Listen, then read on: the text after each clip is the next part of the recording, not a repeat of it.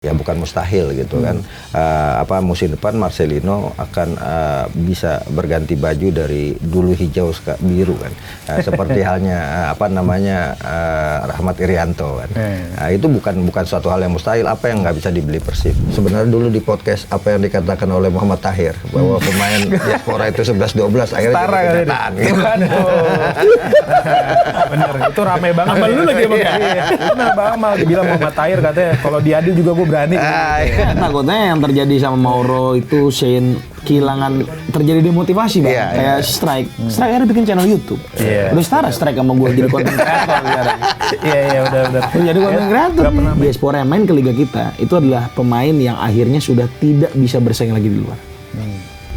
Menurut saya peluang juara Persib itu 60%. Paling besar ya Bang? Ya, paling besar. Persija berapa persen? Persija sekitar 25%, 15% Borneo.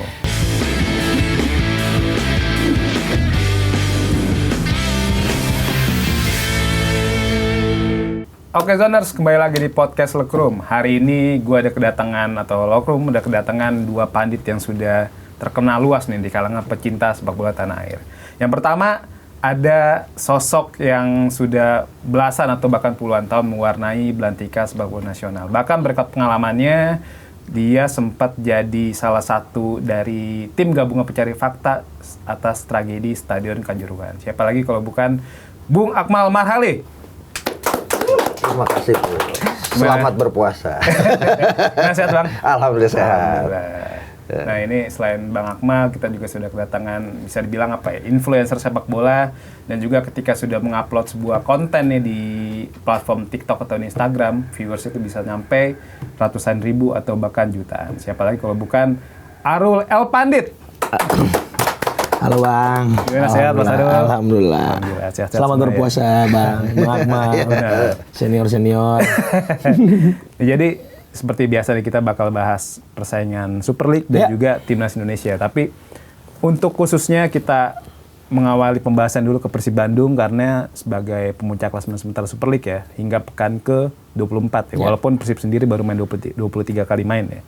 Nah ini kan kemarin nih Persib Bandung baru saja bermain imbang ya, 2-2 lawan Persebaya dalam duel yang sangat ketat lah bisa dibilang karena saling berbalas gol. Tapi kan di laga itu sempat ada dua keputusan wasit yang menarik ya. Pertama soal pelanggaran atau penalti yang didapat Persebaya ketika Federico Barba menghajar pemain Persebaya. Bruno Moreira itu pertama. Kedua juga ketika gol Kakang Rudianto dianulir karena Ramon Tanque dianggap melakukan handsball ya kan, sebelum bola mengarah ke Kakang. Nah, kalau melihat kondisi ini gimana Mas Arul dari keputusan dua wasit tersebut?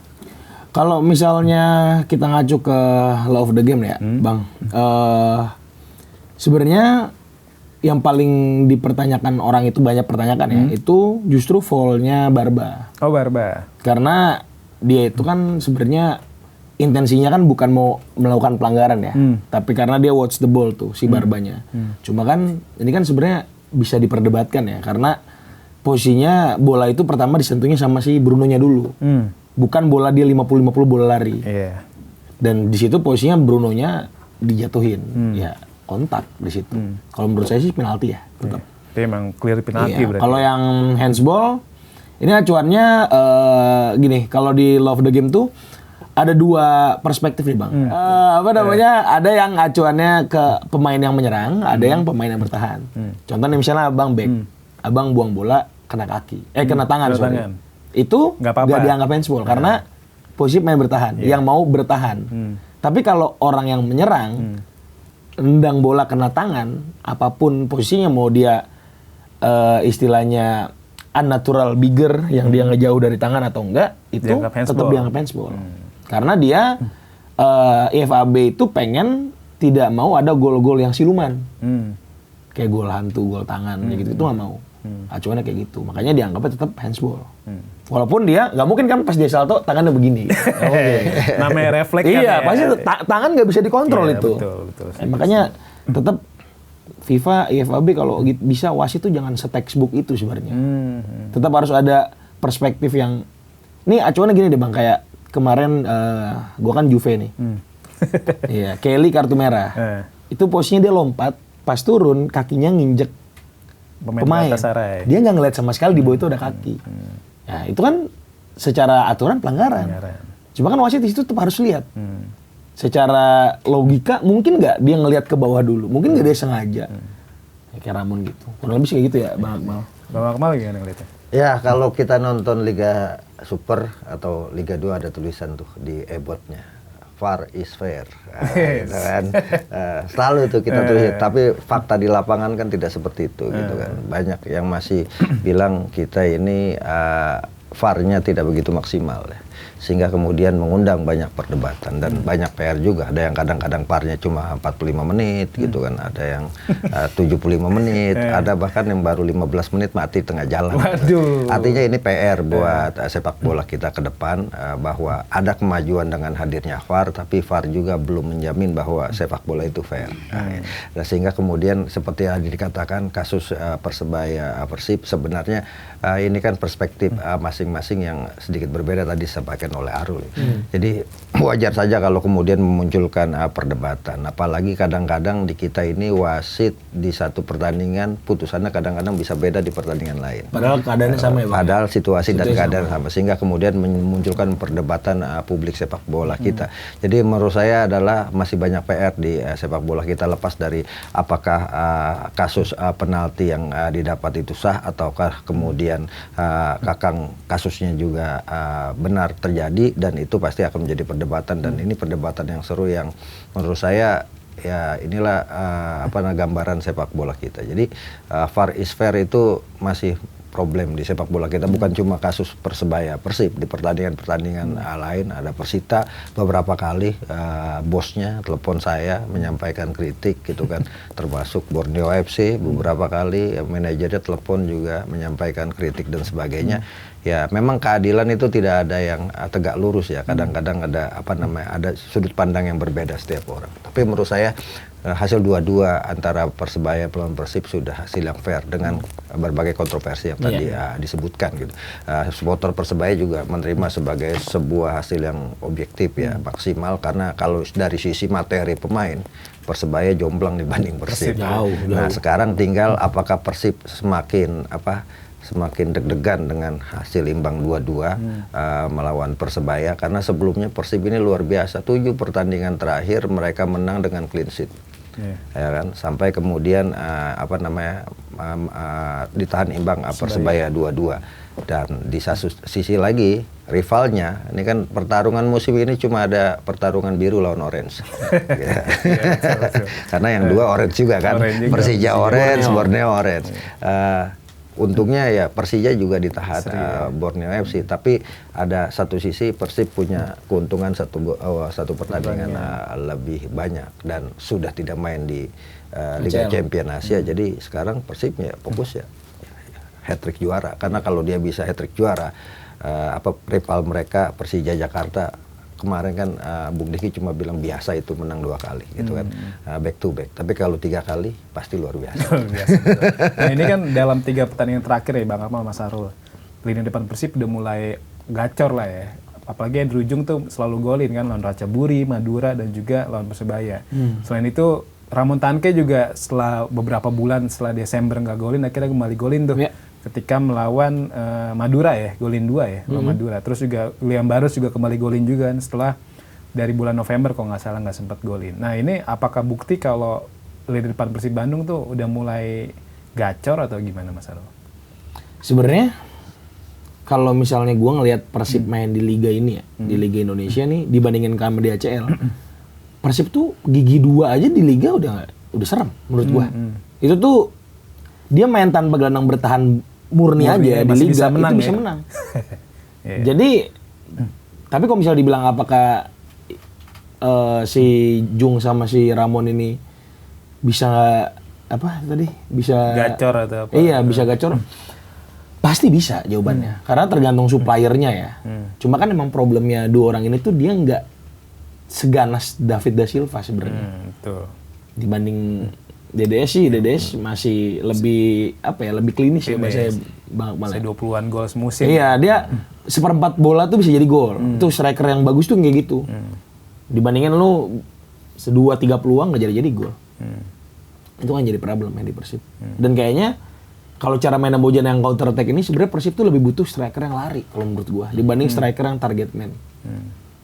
Masalahnya kan yang tersedia dua-duanya tipikal striker target man. Target man. Jung sama Ramon Tanke. Masih beli kayak pemain kayak Ole tuh. Cocok. Katanya kabarnya memang sempat dideketin, tapi nggak jadi kayaknya. nggak jadi. Oh, maksudnya di bursa transfer kemarin di Iya. Januari. Cuman ada kabar juga katanya Oleh masih nolak dan fokus di Eropa dulu kan, tepatnya di Oxford United. Kalau Bang Amal gimana katanya? Ya, kalau dibanding 2 musim sebelumnya gitu kan, ketika masih ada David da Silva, kelihatan bedanya gitu.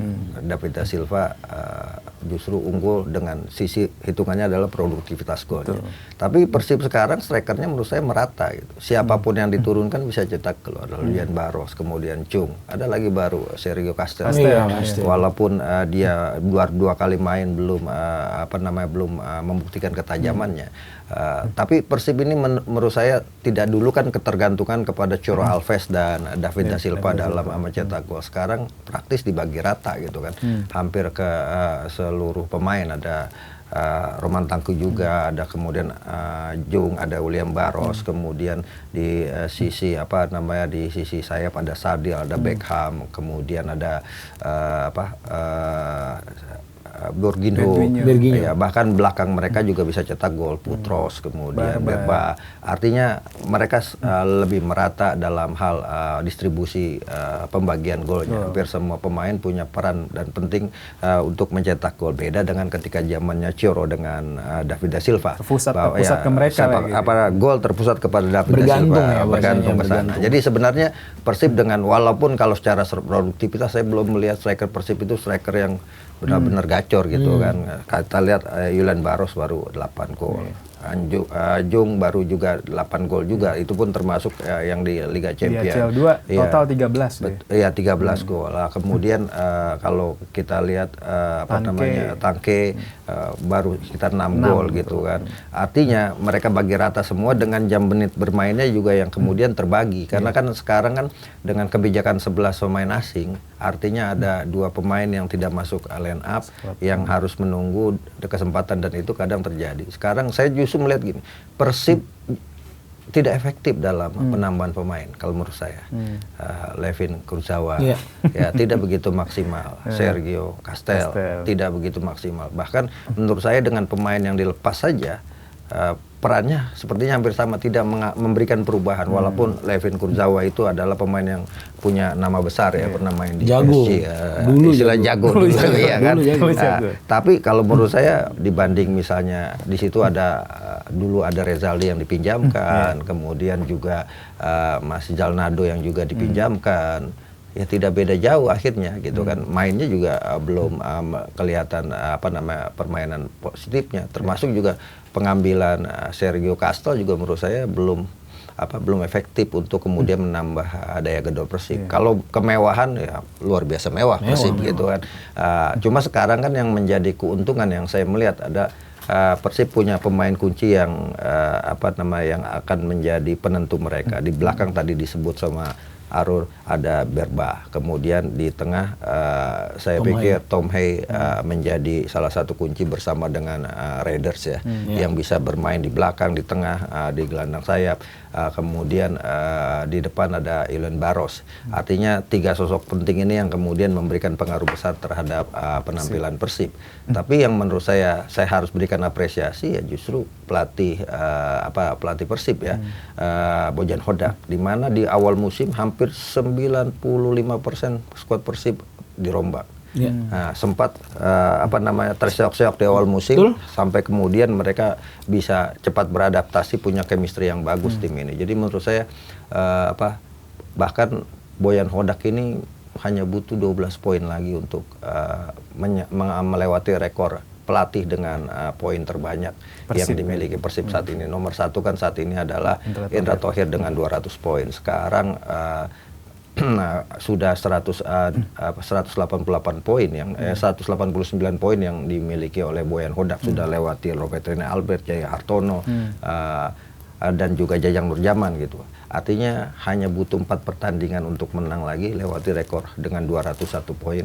Dengan kondisi seperti ini saat ini saya pikir Persib punya potensi untuk bisa melakukan itu, dan Bojan adalah pelatih pertama yang asing 2 kali back to back, walaupun Indra Thohir dulu pernah back to back juga dengan era berbeda perserikatan dengan liga. Gitu.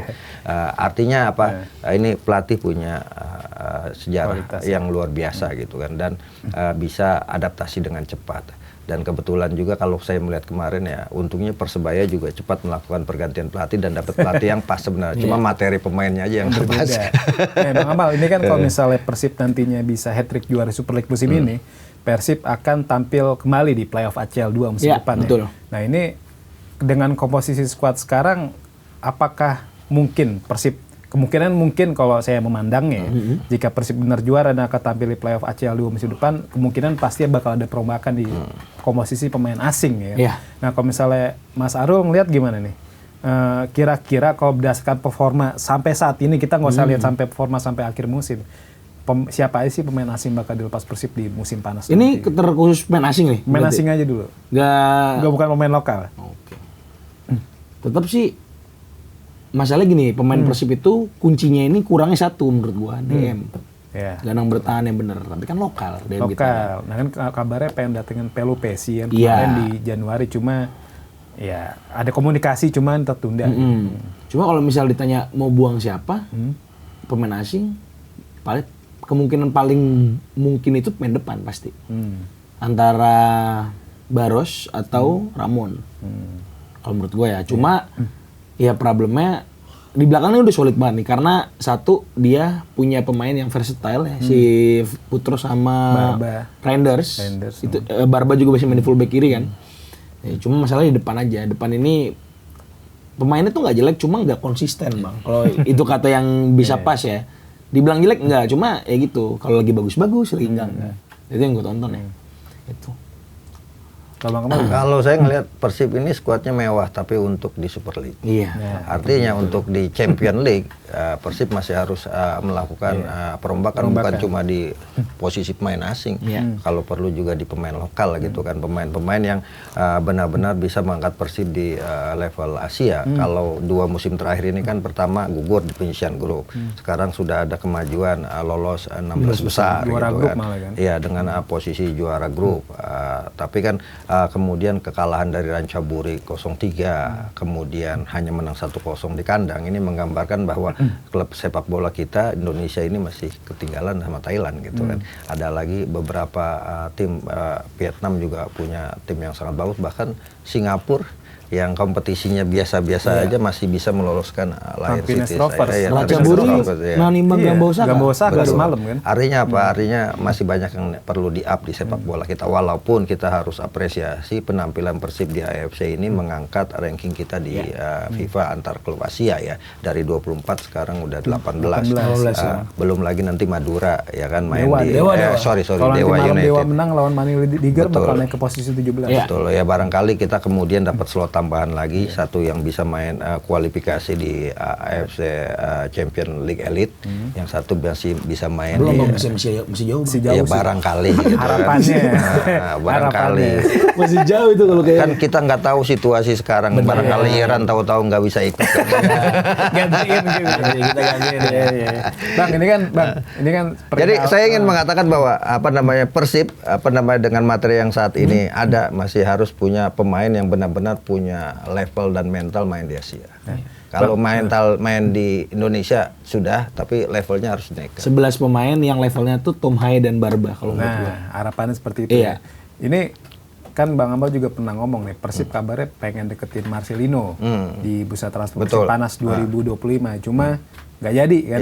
Marcelino akhirnya ke AS Trensin, sekarang pun masa depannya nggak jelas, karena lagi cedera hamstring kan, dan kemungkinan kabarnya baru pulih di bulan April.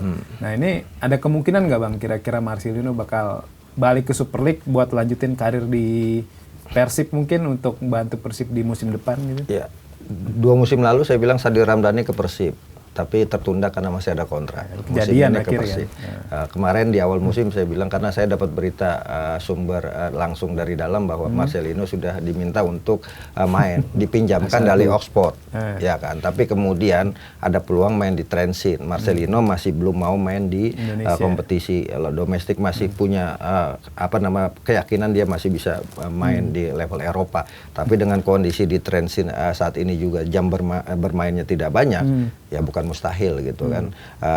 Musim depan Marcelino akan bisa berganti baju dari dulu hijau ke biru kan. Seperti halnya Rahmat Irianto kan.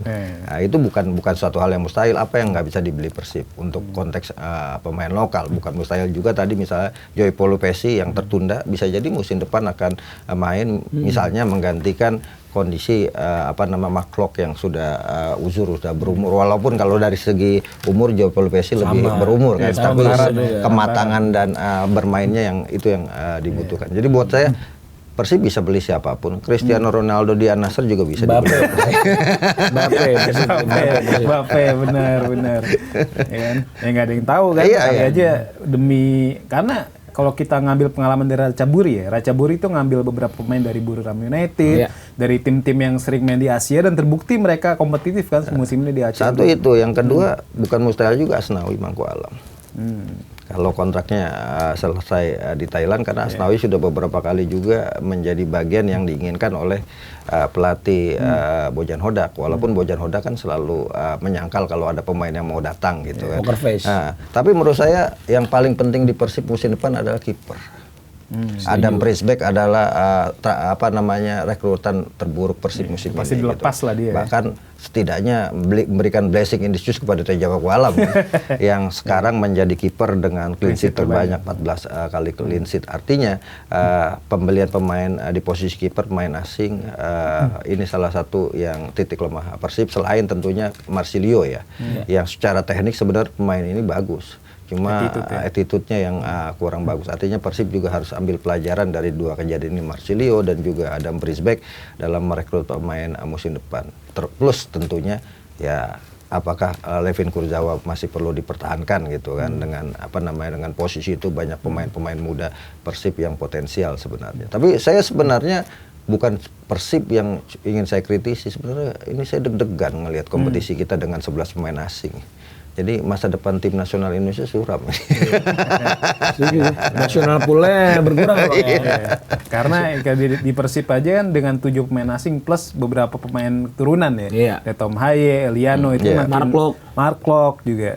Terus juga emang makin mengebiri talenta lokal ya kan. Betul. Sekarang Persib aja paling cuma Kakang, itu juga kemungkinan untuk memenuhi regulasi 2-3 aja kan. Terbukti ketika main di ACL 2 Kakak nggak main kan.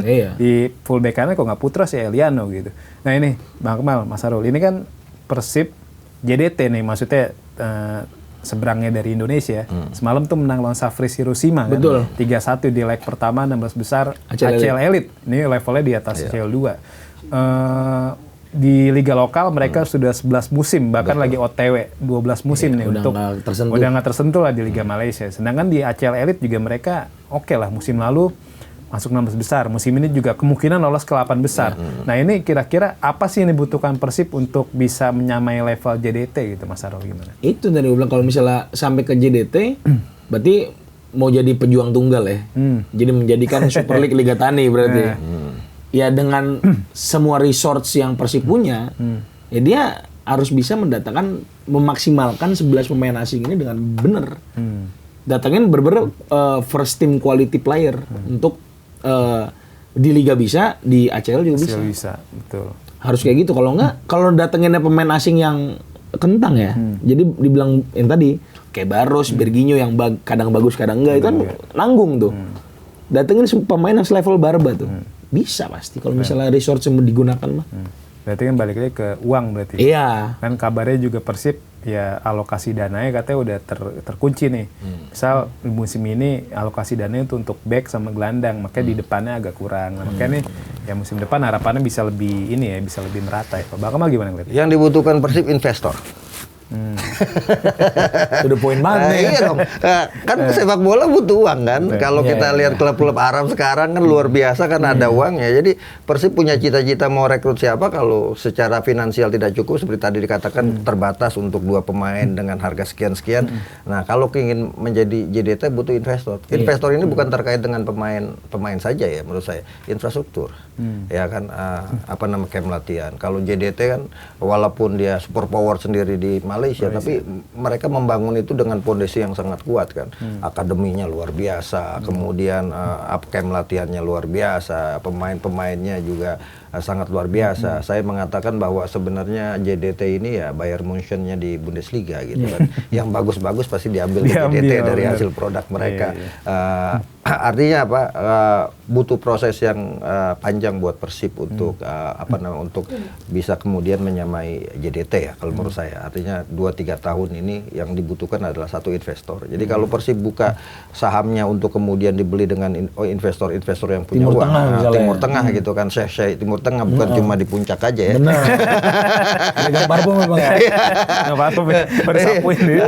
Itu bukan mustahil kalau kemudian dibuka keran itu karena bagaimanapun Persib nilai jualnya tinggi di Asia aja mereka jadi klub dengan supporter paling besar kan gitu. Dan ini yang merupakan nilai jual tertinggi Persib. Bahkan kita aja selalu sering ngomongin Persib dalam dalam berbagai aspek, baik itu sisi baiknya maupun sisi buruknya akan selalu menjadi perhatian ya, topik panas. Artinya nilai plus ini ada di Persib. Bukan cuma Persib sih, saya berharap sebenarnya ya model rivalnya Persija gitu, Persebaya coba punya visi yang sama untuk membangun fondasi yang kuat tentang industri sepak bola kita. Sehingga kemudian dulu kan kita sangat luar biasa untuk dulu ya waktu masih zaman-zaman tahun 80-an ada Keramaiuda 3 berlian, kemudian PSMS, kita bisa sampai 4 besar semifinal Liga Champion Asia. Sekarang kan kita dalam posisi yang kemudian tertinggal dari negara-negara lain. Artinya perlu visi yang sama dari seluruh pengurus sepak bola kita untuk membangun fondasi dasar sepak bolanya. Jangan lagi ada anak-anak papa, anak mama gitu. Nah, itu kalau itunya udah bisa dibenahi, anak papa, anak mama, anak tante, nah, itu udah sepak bola kita punya potensi besar. Gua sih nggak tahu yang maksud anak papa itu Bang. Biar Bang Kamal itu. Bang, ini kan selain Persib juga saat ini yang lagi bersaing menuju gelar juara Super League ada Persija ya. Nah Persija ini kan si pelatih ini Mauricio Souza banyak dikritik kalau oleh beberapa DJ katanya permainannya inilah walaupun ofensif tapi dibilang monoton karena kan lebih banyak menyerang di sisinya ala 05. Walaupun kadang-kadang Maxwell kalau lagi main di kiri ya kadang-kadang di kiri. Jadi lebih textbook dan sering dibaca lawan lah. Selain itu juga pergantian pemain itu itu aja, misal Sen Patinama ntar gantiin Doni, ntar Fajar gantiin siapa gitu. Maksudnya udah kebaca lah. Kalau Bang Akmal ngelihat situasi ini gimana nih? Apakah pola permainan yang textbook dari Mauricio dan ujung-ujungnya mulai kebaca lawan ini bakal merugikan Persija ke depan atau gimana? Bang? Saya melihat Persija tidak efektif dalam bursa transfer. Ada beberapa pemain baru yang direkrut, justru pemain yang dilepas yang bersinar di klub barunya ya kan. Ada Rio Fahmi, Hansamu Ayama, kemudian Rio Matsumura juga bagus. Tampil bagus di klub baru. Sementara di tim di Persija sendiri Mauro Zilstra belum kelihatan tampil. Sen Patinama juga belum kelihatan penampilannya. Bahkan bukan mustahil kalau menit bermainnya sedikit, ini akan jadi mimpi buruk sebagai pemain diaspora yang kembali main di Liga 1. Karena orang sebelumnya kan melihat, wah ini pemain luar biasa, Mauro Zilstra luar biasa. Kalau Tom Hay sama Eliano sudah membuktikan dia bisa kemudian menjadi kunci permainan di Persib. Nah, tinggal Mauro Zilstra, kemudian juga Sen Patinama bisa lebih membuktikan bahwa dia memang pemain pilihan ketika kemudian direkrut sebagai pemain diaspora ya untuk kepentingan tim nasional Indonesia. Nah, yang kedua saya melihat rekrutan Persib juga Alaidin mungkin Persija Alaidin mungkin paling lumayan selebihnya ya berat gitu. Jadi menurut saya kunci Persija bisa juara ada di pertandingan El Clasico melawan Persib. Di partai pertama kan mereka kalah 1-0 di Bandung. Artinya ada peluang kemudian di JIS kalau dimainkan nanti itu kalau nggak salah bulan Mei kalau nggak salah ya, itu akan menjadi penentu. Di samping tentunya Persib saat ini punya keuntungan, mereka 54 poin ya kan, kemudian Persija 51 poin, kemudian 50 poin Borneo FC, tapi kan kuncinya adalah Persija sudah pertandingan lebih banyak satu kan. Nah, kunci yang paling penting lagi siapa yang punya potensi juara dari 3 tim ini. Saya nggak ngelihat Malut hanya mungkin bersaing di 4 besar. Cuma ada 3 tim ini menurut saya di sisa musim ini yang akan bersaing menjadi juara, dan kunci Persib bisa juara atau Borneo bisa kemudian ambil alih posisi Persib nanti ada di tanggal 15 Maret ketika Borneo jadi tuan rumah ya melawan Persib ya. Namun itu kan masih selisih 1 poin juga. Jadi menurut saya saat ini yang paling seru memang persaingan Persija menurut saya paling seru ya. Borneo ini saya menganggap Arsenal gitu. Tim yang menjaga trofi rival. Karena beberapa musim terakhir selalu menjadi bagus, 12 laga tidak terkalahkan dengan 100% kemenangan, tiba-tiba jeblok, artinya Salib. Mental juaranya di kompetisi Super League ini belum dimiliki oleh Borneo FC. Jadi menurut saya persaingan yang paling paling objektif gitu Persija, dan ini persaingan 2 kutub yang sangat seru. Udah gitu Borneo pemain-pemain kunci dibuang-buangin. Lepas ya, aneh. Vinicius, Kayak emang udah mau ngelepas aja. Aneh gitu ya. Vinicius. Kayak ada gimana gitu. Nah nih Mas Sarul, ini kan di bursa transfer musim dingin kemarin atau di Januari lah. Kalau di Indonesia nggak cocok disebut musim dingin. Musim hujan. Musim hujan. Ini kan Persija datangin musim duren. Musim duren. Sekarang musim apa sih? Duren. Iya, sama rambutan. Ini kan Persija datengin Cyrus Margono kan. Orang tuh memprediksi di awalnya, wah Margono bakal jadi kiper utama nih. Jadi Persija bakal maksimalnya 7 pemain asing tuh pemain outfield player gitu, pemain non kiper lah. Jadi nanti Cyrus Margono kan yang paspornya WNI kan, nanti pemain asingnya ya untuk posisi lain, outfield player. Tapi faktanya ketika Carlos Eduardo nggak ada, ya malah main Andri Tani. Nah Andri Tani sendiri kan di musim ini juga catatannya nggak bagus-bagus banget ya, udah kebobolan 9 gol kalau nggak salah 8 pertandingan. Dan bahkan di 2 match terakhirnya dia kemasukan 4 gol kan, lawan Malut 2, lawan Borneo 2. Nah ini kalau Mas Haru ngelihat sosok Cyrus Margono, kira-kira apa sih yang bikin dia belum jadi kiper utama Persija? Kalau misalnya gue ngelihat cara mainnya si Mauricio ini kan sebenarnya itu sedikit lebih modern ya dibanding Persib nih. Makanya dia butuh banget kiper yang lebih bisa build up harusnya. Nah, gue pun sampai sekarang masih nggak paham. Salah satu kritikan besar gue ke Persija pun sama. Lu mau sampai kapan mainin Andri Tani sebenarnya? Karena kiper itu kan ada beberapa indikatornya bang, untuk bisa dinyatakan kiper bagus ya. Selain shot stopping, dia harus bisa komunikasi yang bagus. Dia punya aerial reach kalau bola atas. Dia punya composure kalau di press, dia tenang, bisa build up, bisa passing. Dan Andri Tani ini, gue gak tahu lebihnya di mana dari situ. Dari yang tadi gue sebutin gitu. Kayak yang terbaru aja gol Borneo yang pertama, Juan Villa itu bolanya dia itu harusnya dia dapat. Harusnya dia bisa berhentiin bola itu karena nggak terlalu ujung tendangannya itu. Jadi ya si kehadirannya Margono ini sebenarnya kan masyarakat pun kayak yang ya udah aja gitu, karena Margono kan satu dia bukan pemain radar tim nasional kan, dan ekspektasi dia jadi kiper utama tuh kayaknya akan dimulai mungkin musim depan kali. Karena kan dia pemain lokal ya hitungannya ya. Betul. Gitu. Ya, cuma gue gak tahu nih. Tadi kan kalau misalnya Bang Akmal bilang pergantian pemain itu aja. Fun fact, Persija tuh hampir 5 pertandingan dari lawan Arema kalah. Itu line up sama. Kecuali dia yang akumulasi. Nah. Line up-nya sama. Persis. Bisa gitu ya. Bisa Padahal gitu. pemainnya banyak banget kan. Kenapa nggak dicoba Sen atau atau pemain lain gitu. Bang Akmal gimana lihat situasi Cyrus ini?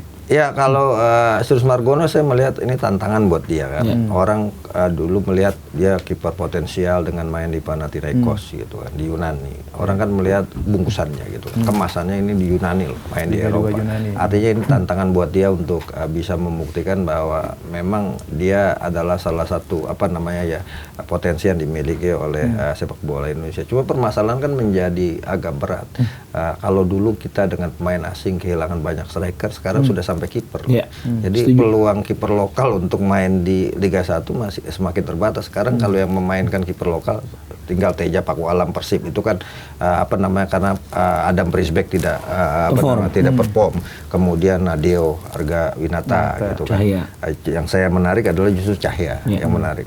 Cahya itu kiper cadangan, tadinya kiper cadangan Persija kan, kita cadangan Andri Rani, tapi dia itu mengambil peran bagaimana nggak apa-apa gue keluar dari Persija tapi bisa jadi pemain inti pemain reguler di tim lawan, dan itu yang menjadi PR ya menurut saya buat pemain-pemain muda kita. Kemarin saya di latihan di Parigi itu ketemu Zahabi Goli, gitu kan, saya bilang sama Zahabi kamu kalau bisa minta dipinjamkan aja, mau kalau di Liga 2, Liga 3 gitu kan, agar ada Liga 4 main, biar ada pengalaman main. Sekarang dia kan main di Elite Pro Academy di youth. Iya kan. Ini yang kemudian bisa menjadi problem buat pemain-pemain muda kita. Dulu saya ingat sekali zamannya Rahmat Afandi. Anak Betawi di Seng-Seng kan. Yang kemudian main di tim nasional gitu. Terus saya tanya, main di mana? Cita-cita Persija bang, tadi. Akhirnya itu masuk Persija. Saya bilang kalau kamu masuk Persija, kamu pasti akan hilang kemampuan bermain.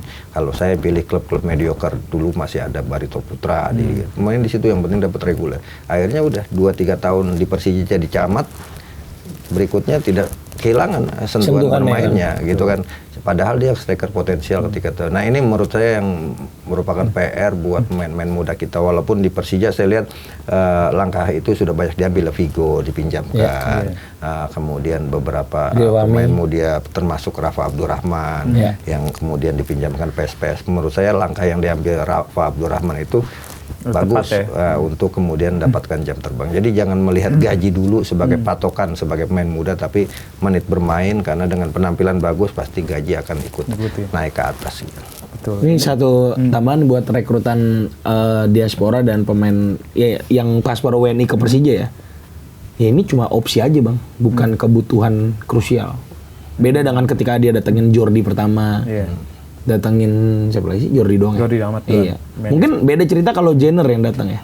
Karena awalnya mau Jenner tuh Persija. Iya, itu kebutuhan. Kalau ini beropsi doang.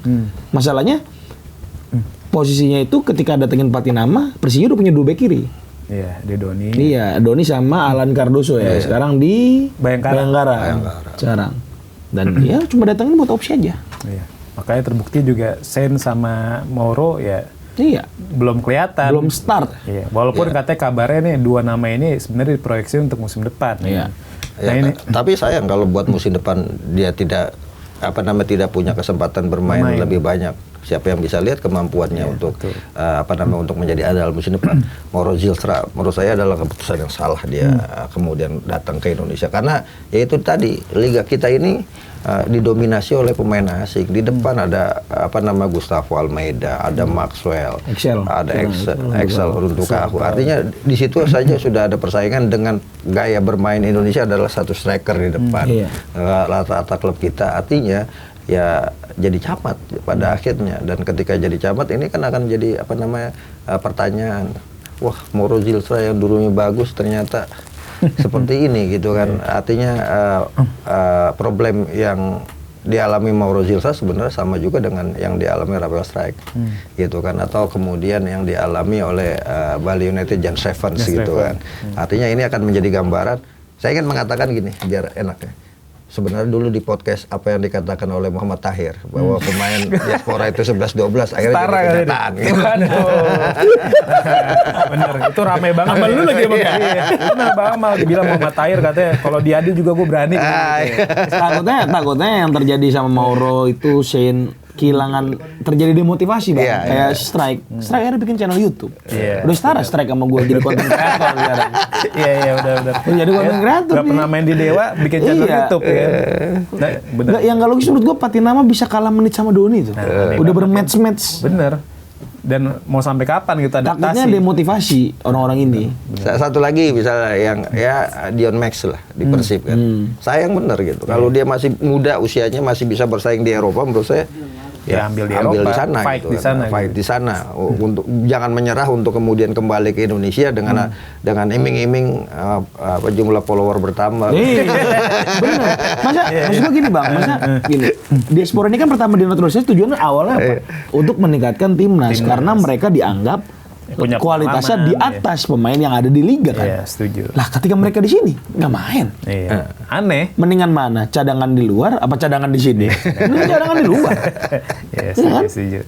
Nah ini kan itu bicara bicara banyak pemain diaspora di Indonesia dan tapi belum, maksudnya yang beberapa ada yang sukses kayak Tom Heliano, tapi beberapa belum ada yang oke lah performnya. Nah tapi yang di saat bersamaan juga persaingan juara Super League terus berjalan nih. Saat ini kan kompetisi sudah memasuki pekan ke-24, jadi ada tim yang masih menyisakan 10 pertandingan, ada yang masih 11.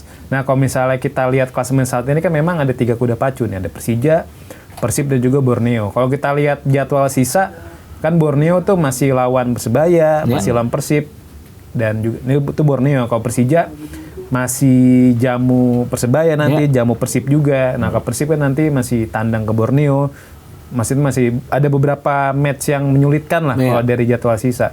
Nah kalau Mas Harung lihat dari 3 tim ini, berdasarkan jadwal sisa saat ini, kira-kira siapa yang bakal juara? Nah itu dia. Gue udah feeling pertandingan keluar. Pasti kan ujungnya itu kan. Gue udah feeling nih. Sebenarnya siapa yang bisa konsisten dan siapa yang paling sedikit bikin kesalahan dia bakal juara. Masalahnya dari 5 tahun terakhir hanya pelatih yang bisa bikin bangun pertahanan yang bagus lah yang bisa juara. Nah, terbukti Bernardo Tavares, Hodak, ya. Terus si Bali siapa bang? Teko. Iya.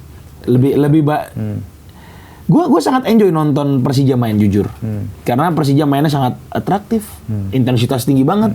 Tapi dengan kualitas pemain liga kita, ini gue ngomong secara general ya, liga kita yang mungkin nggak sanggup dengan intensitas tinggi itu, ya yang harus dibayar malah adalah inkonsistensi di menit akhir sebenarnya.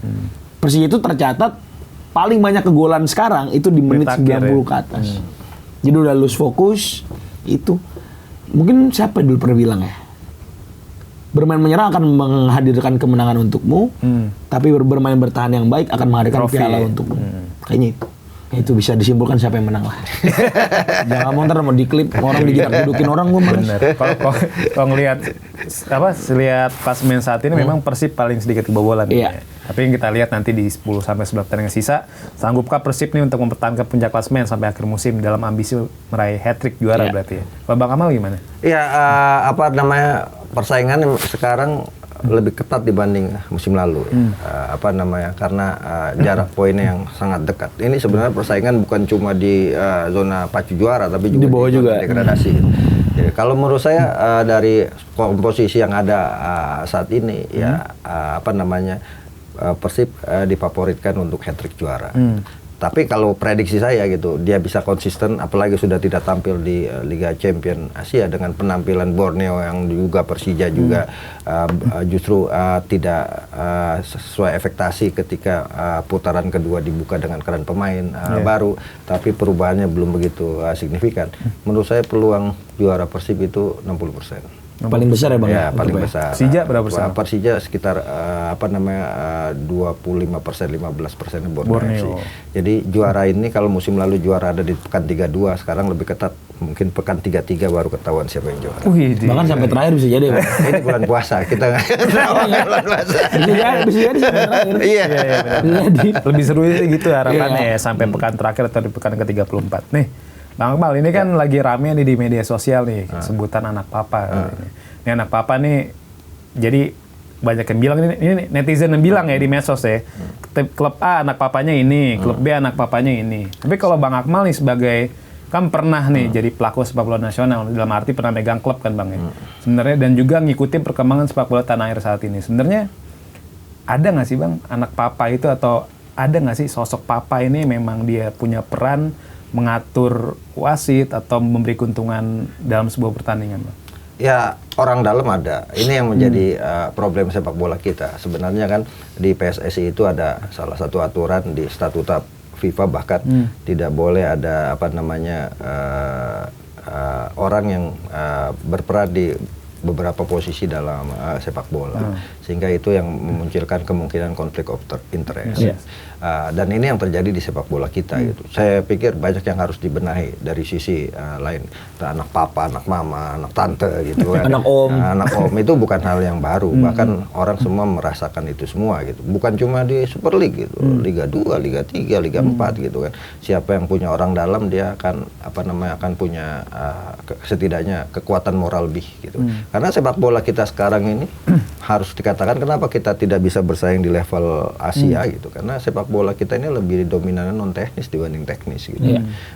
Adanya VAR mungkin sedikit meminimalkan, tapi faktanya di lapangan VAR juga tidak terlalu banyak membantu. Karena apa? Ya SDM-nya. Nah, SDM ini yang harus dibenahi menurut saya. Saya ingin mengatakan ini, dan saya katakan anak papa, anak mama, anak tante itu ada gitu kan. Terakhir nih baru selesai Liga 3, saya udah bikin laporan tentang pengaturan skor di Liga 3 gitu. Masih ada Bang? Masih ada gitu kan.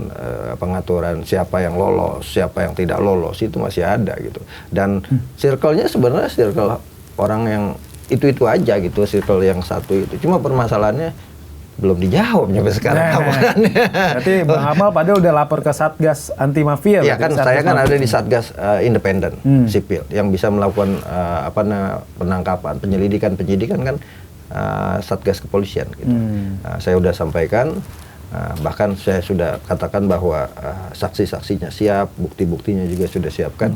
Tapi mungkin lagi fokus urusan negara yang lebih besar dibanding sepak bola. Tapi menurut saya ini harus dibenahi. Kalau kolamnya masih terus kotor, sepak bola kita sulit untuk untuk bisa naik levelnya gitu.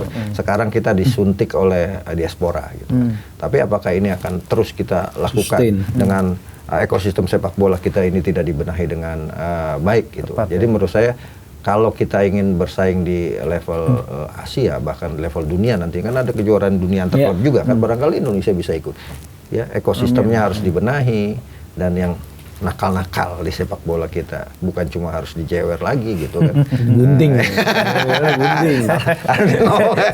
Lebih tegas gitu ya. Jadi menurut saya kalau kemudian banyak supporter yang mengatakan anak papa, anak mama, itu gambaran dari apa yang terjadi di musim-musim yang telah terjadi sebelumnya kan. Yang lagi rame kan Bang Dandri Dauri itu kan yang menyebut anak papa, anak mama gitu.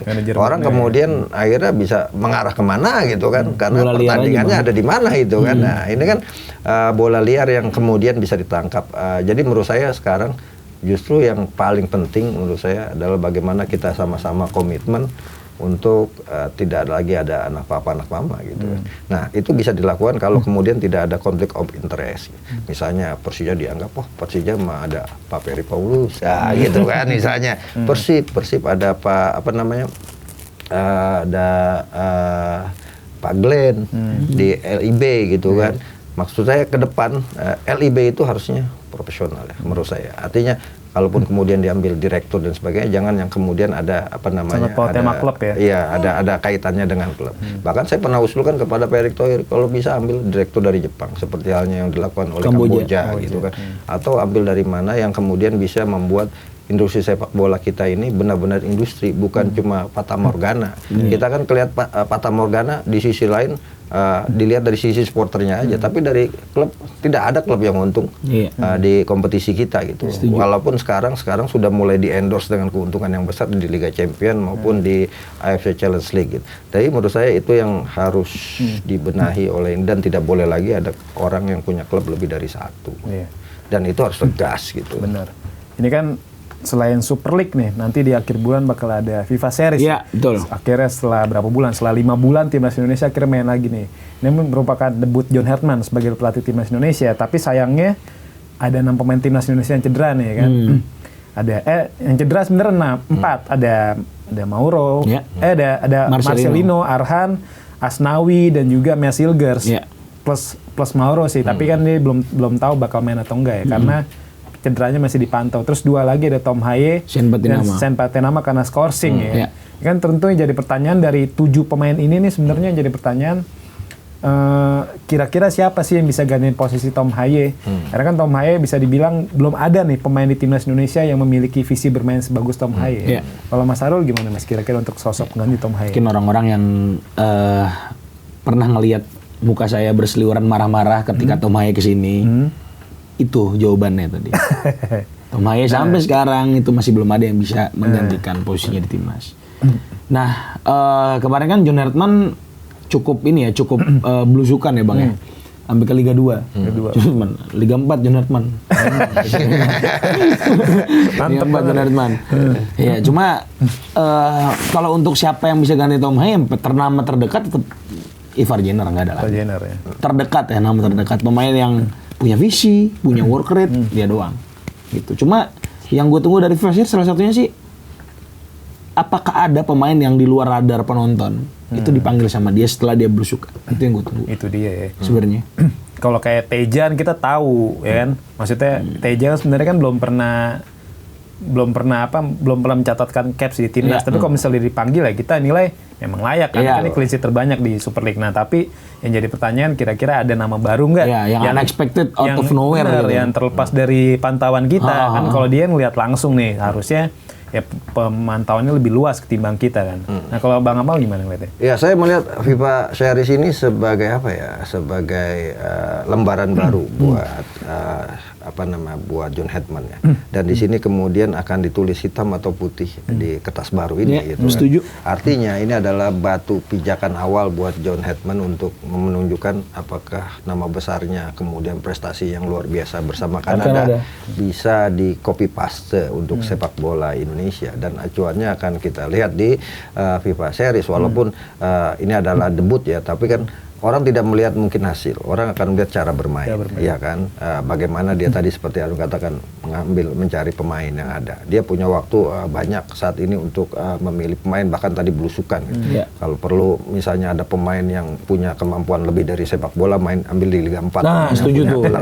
Dan sebagainya. Di sini nih nanti di setnya. Lagi di sini. Artinya apa? Ini menjadi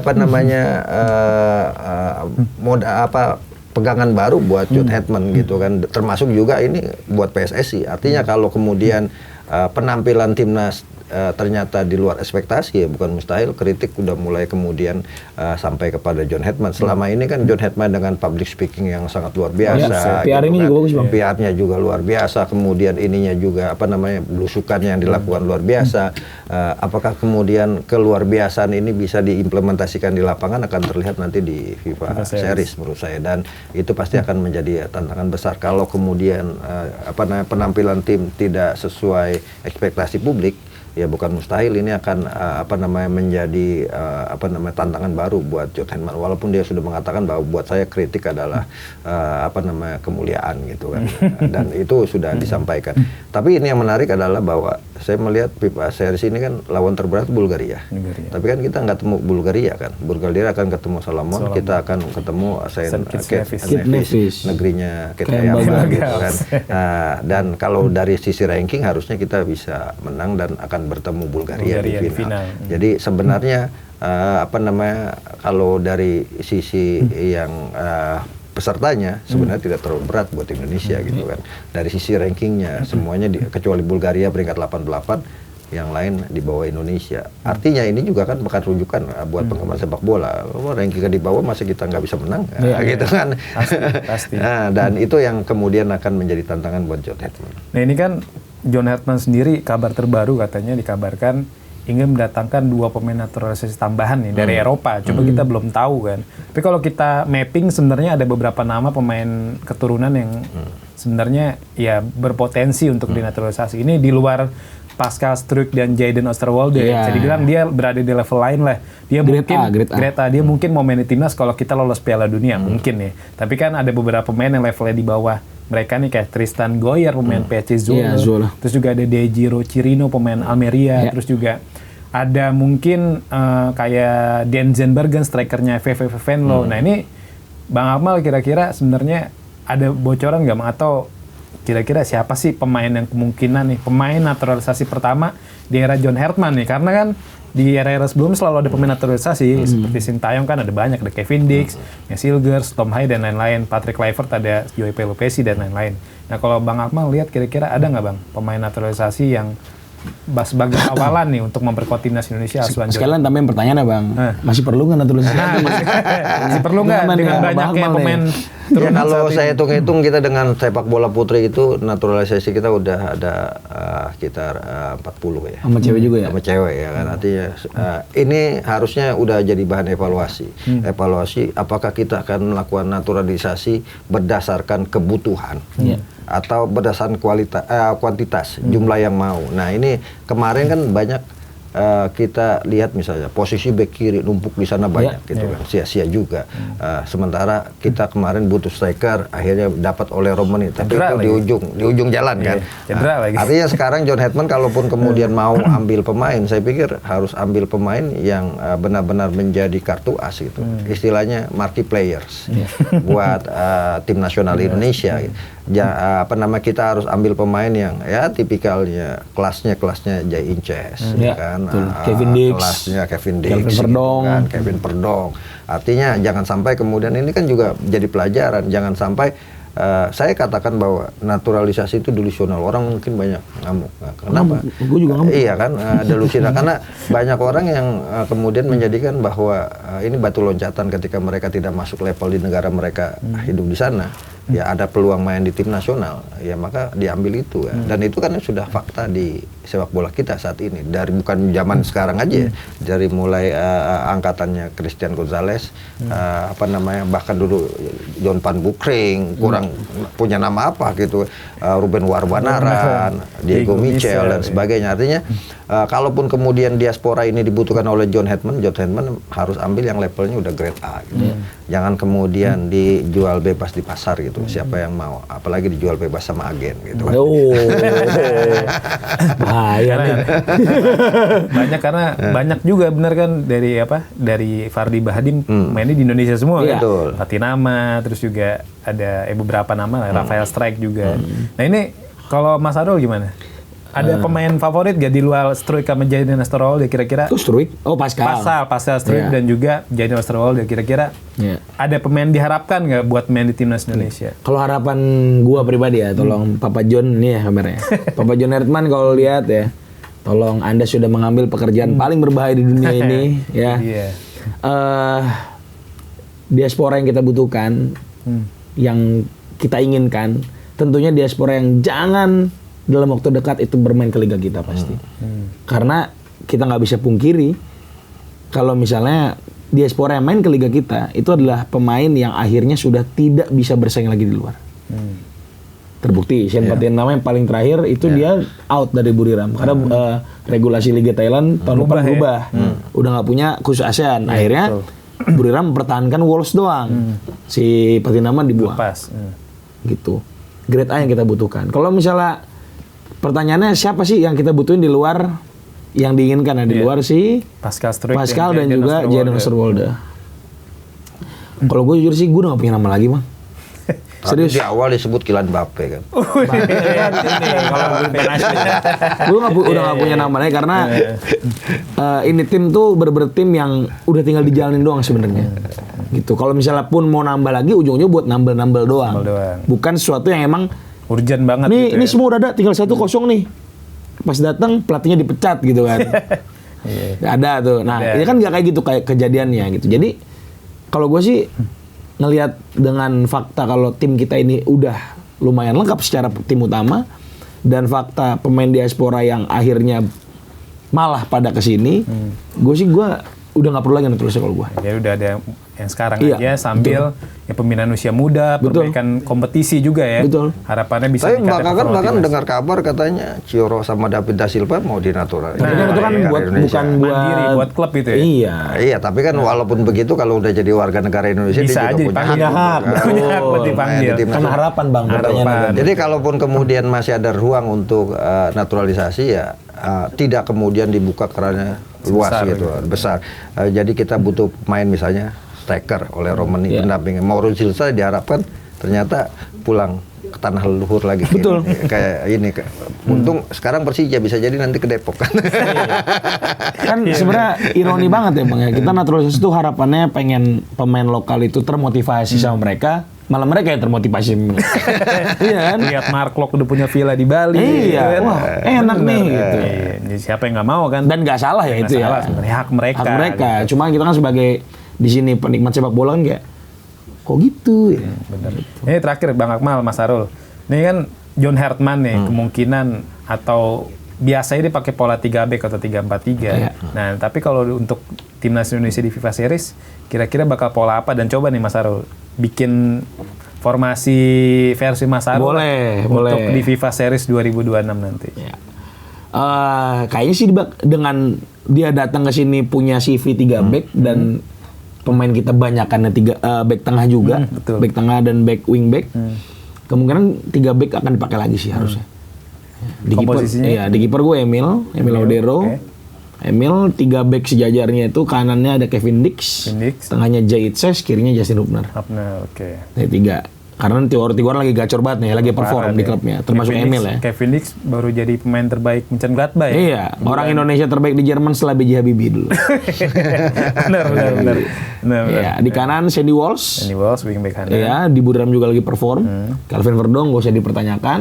Karena Tom Hayes sekarang lagi Absen. scoring nggak bisa. Ya, Jenner dan Pelupesi. LPC. Iya. Oke. Depan. Miliano di kanan, terus Ole di depan. Kirinya gue Beckham Putra. Beckham Putra. Iya, karena nggak punya nama lain. Oh, bukan Ragnar. Cedera. Udah sembuh. Udah debut kemarin di Dender. Iya, tapi secara form belum oke. balik. Match Iya, fitness-nya belum bagus betul. lah ya. Oke. Kalau ini kalau misalnya winning team ya, yang gue milih pemain tadi berdasarkan performa di klub. Gak ada satupun pemain yang istilahnya nggak main. Sebenarnya gue mau masang Nathan, cuma gue bingung Nathan menurut gue taruh mana. Bener. Nathan juga lagi ngeri Oke banget. banget di Willem Iya. Choi yang main terus ya back kiri ya. Kalau Bang Kamal gimana? Ya pilihan yang saya sih berharap ada pemain-pemain baru ya yang masuk ke tim nasional lepas dari eranya Sintayong maupun eranya Patrick Kluivert gitu kan. John Hetman punya ikon baru. Kalau Sintayong dulu kan punya ikon misalnya Pratama Arhan, Marcelino, Patrick Kluivert dengan hadirnya Jane Pelupesi dan sebagainya gitu. Nah, John Hetman ikonnya siapa gitu kan? Apakah tetap pemain diaspora yang akan didatangkan atau kemudian nama baru. Ya ada pemain di kompetisi domestik ini yang dilihat menonjol. Kalau saya tuh FIFA Series ini ingin mencoba gitu di luar pakem yang ada. Jadi kalau kiper saya Teja Pakualam. Di luar, biar beda marum. Iya kan? Kiper Teja. Diberi kesempatan walaupun hadir Emil Audero, Martin Pas hadir, mungkin dia akan lawan Bulgaria kalau kita lost win aja. Ya kan? Bulgaria gitu. Iya kan? Teja Pakualam lah dicoba. Lawan Kate Nevis berarti. Ya kan bisa boleh. Kemudian Rizky Ridho masih menjadi salah satu gacoan kita kan di di lini belakang gitu kan. Dan Eliano Raiders juga bisa dimainkan ya untuk posisi bek kanan, bek kiri. Berarti formasi berapa Bang? Saya kebiasaan di Indonesia itu John Hetman kan biasa 3-5-2 gitu. Jadi 3 di belakang, kiper Teja Pakualam. Biar out of the box aja. 3 backnya siapa ya? Rizky Ridho. Ada Rizky Ridho, kemudian ada Jay Itses gitu kan sebagai kapten tim dan saya melihat Hamzah. Nathan Choaon lagi bagus. Dia juga bisa main gitu di back tengah sebelah kiri, bisa juga. LCB bisa juga. Justin juga lagi oke gitu kan. Jadi pilihannya saya pikir duet yang kemarin dilulukan Jay Inches, Justin Hubner dan itu patut dicoba gitu kan. Walaupun ada opsi lain tadi di kanannya ya Kevin Dix lah. Taruh situ di back kanan berarti ya. Di kiri saya sih bukan ini Calvin Verdong levelnya udah di atas, nanti lawan di final aja. Di kiri itu Eliano Raiders ya menurut saya. Eliano, bukan Dean James bukan? Dean James boleh. Eliano jadi gelandang seperti di Persib. Bisa. Nanti kan Eliano duet kemudian Ivar Jenner. Berarti Joey Pelupesi cadangan berarti. Buat di final juga. Saya pengen ini warna baru aja gitu kan. Di Beckham Putra Hokicara bisa dicoba sebagai winger kiri ya. winger kiri. Kemudian di kanan saya masih tertarik sama Yakob ya, Yakob Sayuri Sayuri. antara itu kan. Yakob ya berarti. Nah, posisi depan nih Hokicara akan kelihatan perlu Widih. dicoba. Ya kan? Perlu dicoba karena penampilan lagi luar biasa bersama Kemarin Persita. golin, Benar, golin. Gocek kiper dia Gocek kemarin. kiper kan. Bahkan pernah jadi kiper Jadi juga. kiper. Ini kan multi talent dia kan. Betul. Iya. Oke, kelebihannya pressing yang mantap. Iya. Iya, selain tadi yang disebutkan Harun itu kan bisa dibilang itu tim utama. Tim utama. Nah, ini tim-tim yang perlu Secondary-nya lah ya. secondary yang Dicoba perlu, ya. dimunculkan. Saya pikir ada beberapa pemain potensial Donitri juga patut dicoba gitu Ada kan salahnya untuk dipanggil. atau Rehan Hanan dicoba untuk naik level mereka bersama John Hetman. Biasanya pelatih baru kan punya ya kejutan-kejutan baru. Kalau yang tadi nama diaspora semua kita bikin itu kan bisa dibilang itu formasi utamanya. Iya. Saya berharap ada anak-anak muda yang baru dari Super League yang dimunculkan oleh John Hetman. Ada Beckham Putra, ada siapa Yakob. lagi? Di Borneo FC. Rivaldo. Rivaldo Pakpahan. Nah, itu kemarin juga dapat rekomendasi dari pelatihnya ya. Oke deh. Oke Bang Akmal, Mas Sarul. Ya, Bang. Jadi Nggak ada berasa, Rivaldo, ada Beckham, keren Wah banget. gila. Eropa banget Lu ya. kelihatan umur lu bang, kalau kayak gitu bang. Kelihatan umur lu. Benar-benar.